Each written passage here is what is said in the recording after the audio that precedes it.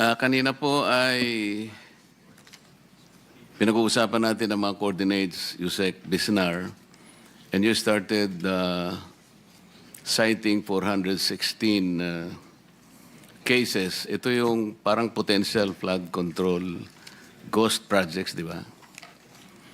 Yes, Your Honor. And then, following the MIPS start and ends, you establish that talagang merong discrepancies sa coordinates. Tama. Actually, lahat. Yung 50, more than 50 and less than 50, sabi nga ng chairman, parehong mali yun. Because talagang may diferensya. Tama? In comparing po yung actual na site and Yes. then yung MIPS start coordinate. Kaya nga, the reason is, ang nangyari nga, ang pinadala sa opisina ng Pangulo ay yung MIPS application. If you will recall, nandiyan naman si Yusek Bernabe. During the first hearing of the Blue Ribbon Committee, of which I was the chairman, I already pointed out na ang sumbong sa Pangulo was based on the MIPS submission, which is wrong. Nagtataka ako kasi, Mr. Chair, kung bakit hanggang ngayon ayaw pa nilang sabihin yung dahilan.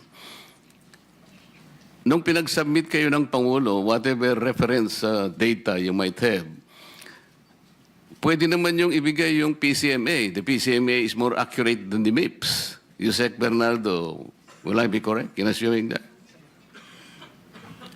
Mr. Chair, tama po, yung PCMA po yung actual. Yes, and then there is even more accurate than the MIPS and the PCMA. Ito yung tinatawag ninyong Survey 123. Tama? Eh, yun nga namin siguro, maski ang chairman, naguguluhan sa inyo, bakit nga yun ang unan yung naisip? Of course, nagpaliwanag si former secretary, tama naman yun, at sa pagmamadali, dahil nga kailangan na ng Pangulo, ang naisip ay yun muna. MIPS. Pero ito multi-year kasi. Kahit paano mo isipin, yung multi-year, gumagalaw naman yun eh. Kung pagbabasihan po natin ang inyong mga records, tingnan po ninyo, sinasabi pa nga dyan sa PCMA, this is geotag ito eh. Hindi ba? Real time. So doon pa lamang sa real time, geotag, dapat yun ang binigay ninyo. So na-lessen sana yung 421. Anyway, sabi ni former secretary, it's mind-boggling na 421 naman. Siguro nga sa karanasan naman niya, baka naman siguro 20 hanggang 50 siguro, baka maniwala sa mga. Pero 421, sabi niya medyo katakataka. Pero, Mr. Secretary, I will refresh your memory. Nung ako pa yung chairman, I was expecting na ang pinag-uusapan natin, wala pa tayong numbers noon eh. But nung mag-deliver ng first privilege speech ang ating chairman, kinuwenta namin lahat. Sabi ko, pagka ganito, hindi ko kulangin sa 50 ang potential numbers ng ghost projects. And at that time, you even agreed with me na maaaring ang ganon. Pagkatapos, yung second meeting, naalala ko, Mr. Chair, dalawa lang yung sinabit mo, Yusek, Secretary, na ghost projects ng flood control. Ito nga yung dalawang projects ng SIMS at saka yung Wawaw na nando sa may Capiz, Taliptip River sa Perez, Bulacan. At yung isa naman ay yung reinforced concrete river wall sa Baliwag, Bulacan. So I was a little bit annoyed. Alam mo naman yun, tinext kita. Sabi ko, this is not our agreement. I was hoping that you will submit to us at least or not less than 50 ghost projects. And then you will remember that because of that text, you texted me back. Tiningnan ko uli yun. The date is August 30, 2025. And you bear me a list of temporary, ang subject ng text mo, Secretary, Summary of Flood Control Inspection by Implementing Offices. This is August 30, 2025. the total projects na covered by that summary, 2,113.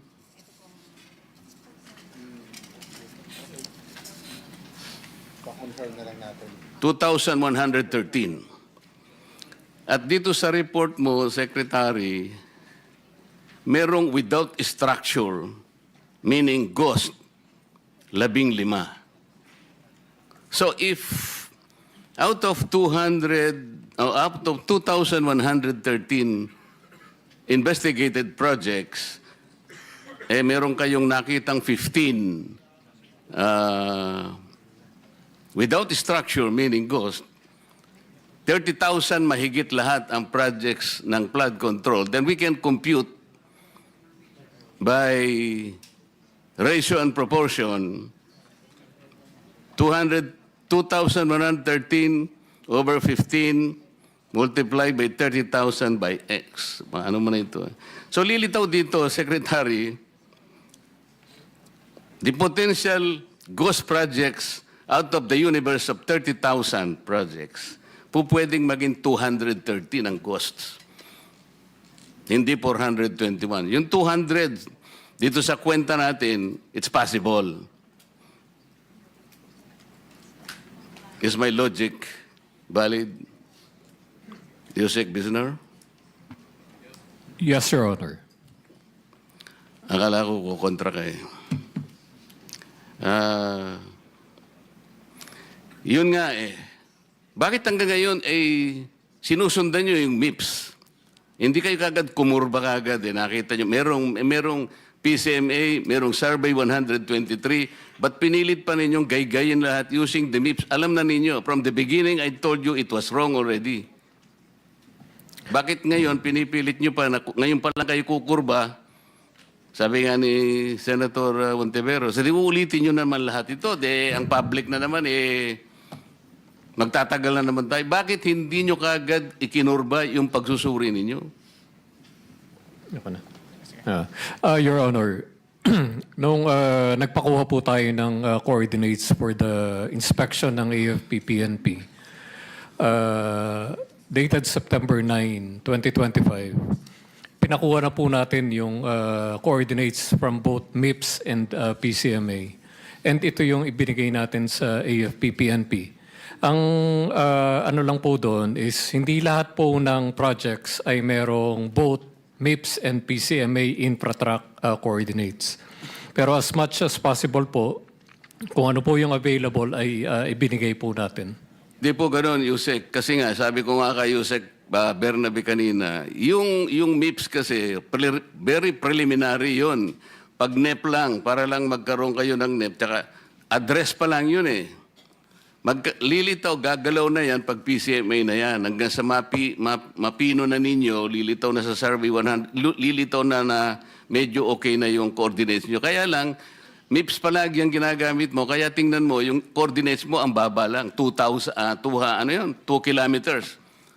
I will give you at least 14 samples of wrong coordinates. All over. Ako, nakakuha ko nung ako, hindi 2 kilometers ang variance. Eh. Alam mo yung variance na nakuha namin is from 67 kilometers to 400 kilometers. Kasi ang ginagamit mo is MIPS. That is why at the very beginning, I was telling the DPWH, it is wrong to start from the MIPS. Mamimislead lahat ng mga tao. So, yun ang naging problema natin. I am happy that the chairman already encouraged the DOJ na kunin nyo na yung nakadetain sa Senate.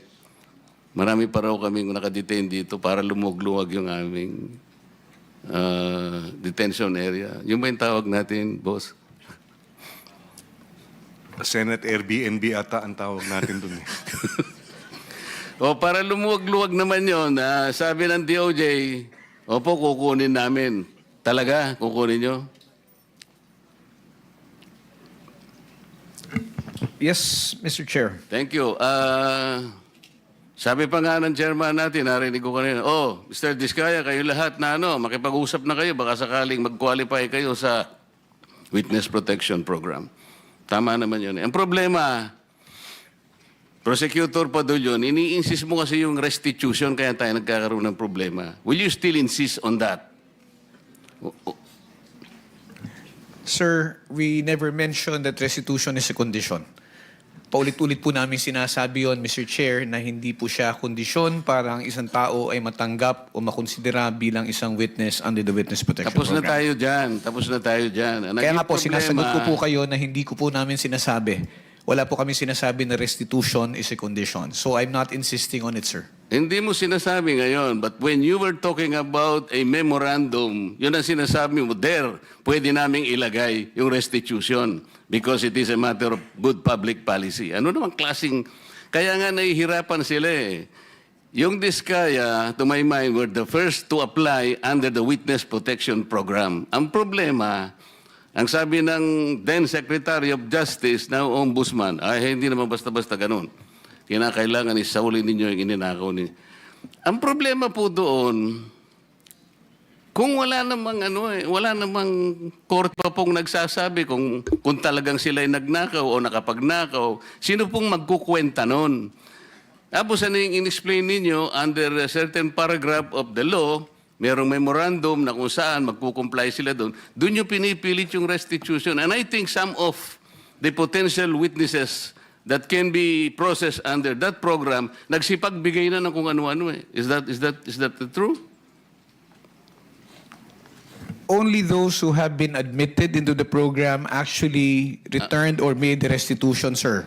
Why did they do that? They did that because it was their own initiative or you required them to do that? It was an agreement between the Department of Justice through the Secretary of Justice, sir, and the witness applicant po. That is the problem. The agreement is based not on the provision of the WPP.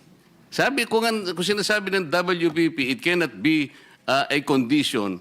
Kahit nasa memorandum, huwag mo ipipilit. Hindi po pwede yun eh.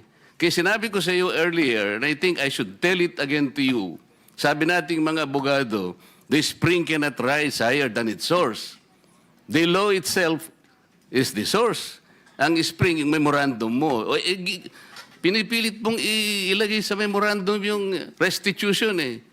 O kaya merong ako nababalitaan, parang meron ng gustong umatras. Magkano ibibigay? At kanino ibibigay? Sino mag-a-account nun? Sino nagsabi nun na kung mangungulekta kayo sa DOJ?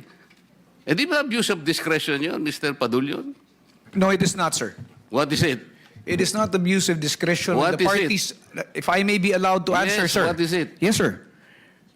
If the parties both agree to the terms and conditions contained in the memorandum of But you agreement, cannot there is no impose an abuse. agreement. If you cannot impose an agreement which is not required by the law, especially if you will put restitution there, how can you do that? Mr. Chairman, sir, yung restitution po, yung memorandum of agreement is a product of an agreement between both the Secretary of Justice, representing the DOJ and the WPP, and the witness applicant. Wala pong abuse doon kung pareho po sila nagkasundo. Paulit-ulit na po namin sinasabi na ito tayo, naghahanap tayo at naghahabol tayo doon sa mga taong nangurakot, tapos itong mga tao na umamin at handang magsoli, ayaw nating tanggapin yung kanilang sinusoli. Ano ho ang nakikitang mali doon? Para po sa amin, para ho maibsan kahit papano yung sakit at pagdurusa ng ating mga kababayan na nakikita nila na napakalaking pera ang nawala, ano ho ba yung maibalik natin yung kaunti? And remember, Mr. Chair, if I may... Do not preach to the choir. No, I'm not preaching, Sandali lang. Ang pinag-uusapan natin, these people are supposed to be potential witnesses for the state. Kailangan tulungan natin ang Estado para ma-prosecute kung sino-sino ang dapat managot. Kaya nga natin sila ilalagdag. Mahirap ang gagawin nila. Malalagay sa alangin ang buhay nila. Kaya nga yung witness protection is for them. Sa title na title lang, makikita mo, witness protection in interest para sa kanila yon. So yung memorandum of agreement, ay yun ay dahilan lamang para masiguro mo na sila'y makikipag-cooperate. Kasi kahit na sila'y na-approve under the Witness Protection Program, but they will not cooperate based on the memorandum, pwede mo siyang i-discharge eh. Alam mo, the court can still do that. At saka yung final approval ng witness, state witness, Nasa court yun eh. Huwag mong kukunin yun eh. Kaso, isinasama ninyo yung restitution. That is the problem. And I will object to that. Palaging mali yun eh. E paano yung kay Diskaya? Pinipilit ninyo na mag-restitute. Sabi niya, ewan ko kung pinag-usapan ninyo. What did they tell you, Mr. Diskaya?